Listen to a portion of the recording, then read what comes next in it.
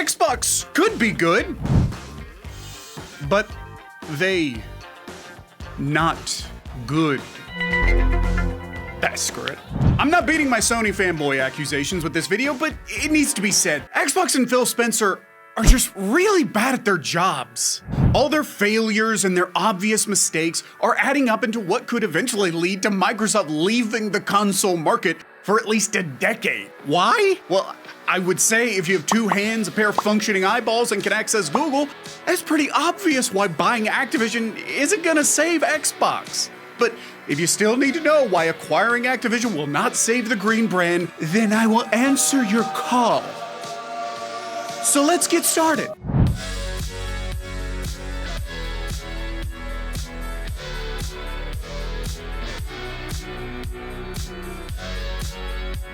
Oh, never mind. Microsoft just bought Activision. It went through finally. Everything's just gonna be fine. Stop! This is only going to exacerbate and expose the already obvious issues Microsoft have. And it also is a good way to talk about the present state Microsoft find themselves in, because I'm such a good writer. Generally speaking, the Xbox brand is unstable right now. Currently, Xbox's market share, the percentage of the market that has been sold in Xbox in this example, is objectively lower than Nintendo and PlayStation's as of the numbers we had in November of 2021. Xbox had a market share of only 16%, falling 21% behind its competitors. Just last April of this year on the Game Mess podcast, insider journalist Jeff Grubb spoke on how Microsoft is, quote, upset with the current performance of the Xbox brand in 2023. I can tell you they are not. They're upset, Grubb said. We're just trying to diagnose it a little bit, right? You know, they didn't release a first-party game last year, and if that doesn't affect you, if you always have something to play again, that's awesome. But a lot of people do regret buying their Xbox. While in the same month, I might add, PlayStation grew their console sales even higher. Just a little context. Out of the past two exclusive releases for Xbox, only Starfield released in a functional state. And even then, it didn't wow the gaming audience. And do I need to speak on Redfall? Blech. Honestly, all of this came to a head when in the FTC hearing on the Activision acquisition, Phil Spencer was asked the question, has Microsoft lost the console war? Phil took a moment and responded. If you look at our market share in the console space over the last 20 plus years, we're in third place. We are behind Sony and Nintendo in console share globally. Spencer continued. Every time we ship a game on PlayStation, Sony captures 30% of the revenue that we do on their platform. And then they use that money, among other revenue that they have, to do things to try to reduce Xbox's survival on the market. We try to compete, but as I said, over the last 20 years, we failed to do that effectively. Finally, in an article from September just last month, Spencer from the FTC hearing again, Phil stated that Microsoft could exit the gaming market altogether. I can fairly safely say that if we do not make more progress than this off of console, we would exit the gaming business. If this were the outcome, I don't believe we'd still be in business. This is the screenshot shown to Spencer at the hearing. Phil is referring to the neon green, the PC Game Pass subs, and blue representing mostly mobile only and cloud gamers.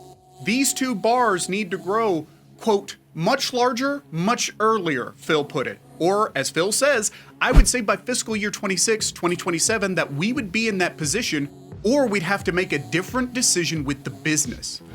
So now the question stands, how can you possibly fix this situation? And trust me, this is something even Phil Spencer is not sure how to answer.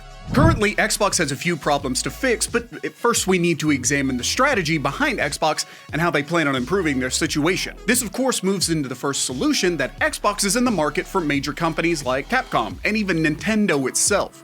So why are they going this direction? Namely, the biggest obstacle for Xbox right now is that once you are in an ecosystem of a console, you are now ingrained in it. You have everything set up. You may have friends on that console or are invested in PlayStation Plus or the Game Pass, for example, making you more likely to simply stick with that console or at least that brand that the consoles come from. Additionally, Phil Spencer spoke on the strategy for Xbox being different from its competitors based on that very fact. Quote, "We're not in the business of out-consoling Sony or out-consoling Nintendo," said Spencer. there isn't really a great solution or win for us. And I know that will upset a ton of people, like 90% of the people every year who walk into a retailer to buy a console are already a member of one of the three ecosystems, and their digital library is there. I know some people want to hold us up of just being a better green version of what the blue guys do. I'm just going to say there's not a win for Xbox and staying in the wake of somebody else. We have to go off and do our own thing with the Game Pass, with the stuff we do with xCloud, and the way we build our games. This quote for me signals that Phil sees the current situation as almost irreversible. So if you're not out-consoling your competitors, then what are you doing? Phil's strategy seems to revolve around focusing not on consoles, rather the amount of players you have. Xbox is focused on Game Pass subs and their cloud gaming servers rather than console sales. He said in an article from 2020, Game Pass and cloud gaming are Xbox's focus now. He says, but not to the exclusion of consoles, at least not yet. Hopefully our focus supports all the models that are currently out there, from retail to free-to-play to subscriptions. He says, I think that diversity of business model is one of the key differences between what we're trying to do and what happened in the music industry, where everything shifted all at once. So Phil is trying to keep Xbox flexible and grab players from multiple avenues, Windows, Xbox, and cloud gaming, rather than only pushing the console. This strategy seems to have stayed in place as Xbox's revenue from console sales back in June of this year were down 13%, and Phil just didn't care. So that's how Phil is trying to fix things. That's the strategy, and I gotta tell you, I'm getting real Google Stadia vibes from this. Is it Stadia? Who cares, it's dead. What do I mean? I'll explain it really quickly, I swear. The Stadia program was a cloud service that could stream games to any of your devices anywhere for a subscription at $10 a month. It was a service. It failed due to Xbox and others simply doing what they did better. And Xbox Game Pass was something that really helped end Stadia as a brand. However, now Xbox seems to want to become that kind of service. No matter where you go or what you do, all of your devices can stream your games and then go home, and you can also use your Xbox as well. But then why not just push your console alongside all of this? Phil thinks that most people are set in their ways and that there's no point in trying to play the same game that PlayStation is. Quote, there's no world where Starfield is an 11 out of 10 and people start selling their PS5s. That's not gonna happen. But Phil, what's the point of your exclusives then? Why are you making the new Elder Scrolls exclusive to your ecosystem? Because you know that you can't convert a PS5 player to only being an Xbox fan, but you can make them only get a product from your ecosystem. So obviously Phil understands that exclusivity is key, but instead of being smart with that exclusivity, he has decided to water it down. Think about this, where PlayStation pushes you to buy a console which is more expensive and ergo getting more money from you, then that console also allows you to access that ecosystem, promising more profit in future from that player to Sony. Xbox and Phil instead are saying, no, we can offer a cheaper alternative, but don't worry about the console necessarily. Get a PC, Xbox, or stream your games, in which the Game Pass is now the main avenue for Xbox to grow now. But this is where everything comes crashing down, because you're not pushing the console alongside everything, and instead are now pushing for another market of cloud and PC gamers to make up the difference. You're hamstringing yourself. Phil doesn't see the value in chipping away at console market share, and in that, he's just giving up. Why? I don't know. The Xbox brand is still losing going down this path. And the way Phil is talking, it's like he knows that. Unless this new gamble pays off, Xbox is just done. And he sees no other alternative. So unless you can get Phil some antidepressants over to his office stat, then Xbox is simply becoming another Stadia, being beaten by competitors that were just better at them than this. And apparently 2027 is the time limit for Phil and the boys, as currently, unless those gambles into expanding the amount of players and just letting the console share crumble away pays off, then there's no other way for this to end other than Xbox becoming a failure, right? Okay, so I wanted to see what many were thinking around the industry about the state of Xbox and what it needs to do to thrive again. And I found an article from May of this year speaking on a now heavily picked through interview Phil Spencer did. And honestly, I truly believe Phil Spencer is the main issue holding Xbox back. Xbox still has a ton of potential. It owns some of the best IPs in gaming, but Phil doesn't see the value in using those IPs to their full potential. And this one thought from Phil symbolizes why Xbox is probably doomed.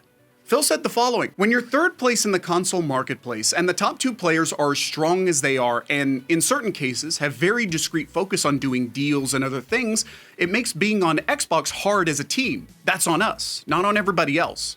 Our vision is that everybody that's on console has to feel like they have a great experience, and they're a first-class citizen. They've invested a ton in our platform, but we're not in a position, and I see commentary that if you just build great games, everything would turn around.